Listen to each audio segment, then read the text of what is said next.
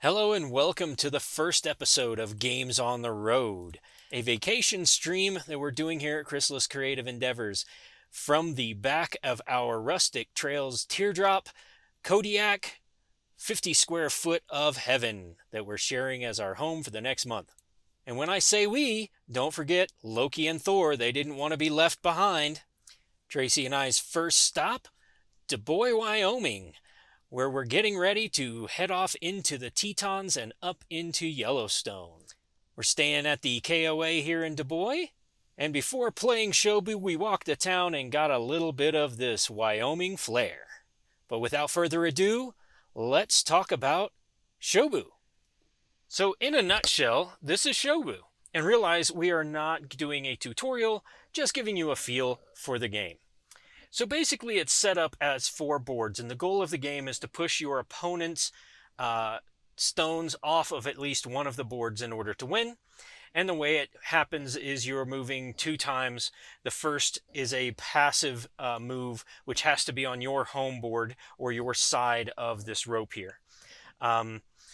So let's say I'm playing black, and I move 2 diagonally here.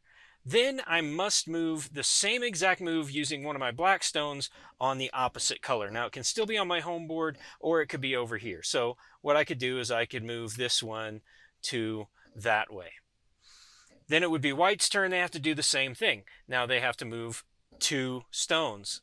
We'll say that they move this one diagonally 1, and this one, which is a different color, but still their home board, diagonally 1, knocking that black stone off. And again, the goal is to knock all of your opponent's stones off of one of the 4 boards. And that's Shobu in a nutshell. So here we are. We're going to talk about Shobu and whether or not it should be one of your games on the road. So this is our Kodiak, and this is episode 1, so I'm going to give you a little bit of background, and then in later episodes we won't go through all of this stuff. But this is about a 50 square foot trailer. This folds out into a bed. There's enough room for this table. There's enough room for Tracy to sit right here in a chair, although her head would be in the way of the camera. So she's opted not to be a part of these videos for a couple of reasons. So Shobu, I'm going to tell you a little bit about how this might fit into taking games with you as you go camping. And my rating system goes kind of like this. 2 thumbs up, I love it. Whatever that aspect I'm talking about, 2 thumbs up.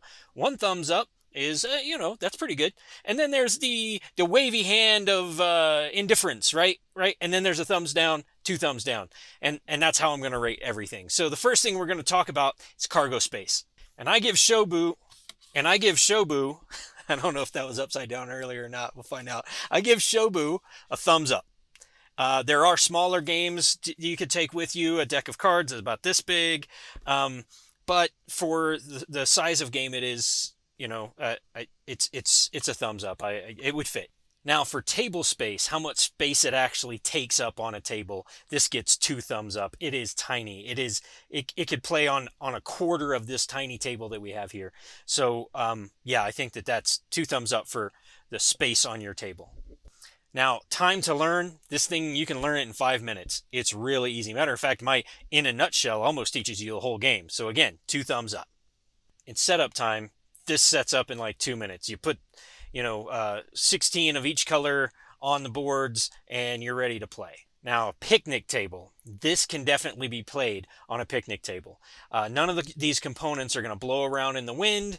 That's basically when I say, yes, you can play this on a picnic table, I'm looking at whether or not the components kind of blow around. Now, you can play cards on a picnic table, and if there's a big gust of wind, it can mess things up, which actually, if you use something like this from a hobby store and put them on your cards, on some card games, you could probably play it more card games on a picnic table if you had something just to set on them.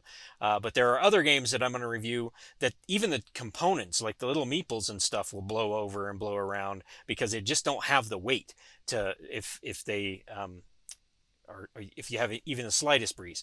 So picnic table, this is a yes.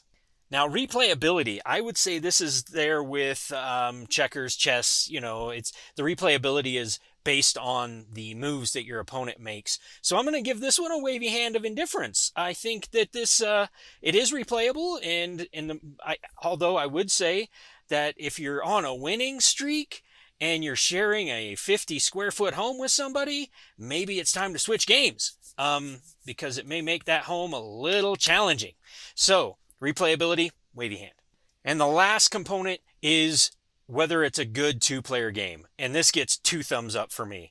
It's a great two-player game. Some games that I'll be reviewing, they're made for 2 to 6 players, or 2 to 8 players, and they have this 2-player version that's just not such a great fun game because there's not as much going on with it.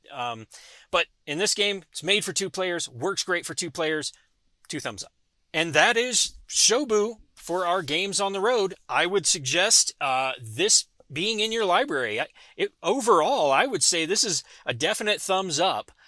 Maybe even a 2 thumbs up. The only thing is the box size. If you're looking for a lot of small games and you have a tiny little space, that's the only thing that I would say works against you here, especially if you're traveling with a family. This is only a 2-player game. So somewhere between a thumbs up and a 2 thumbs up for Shobu for a game on the road.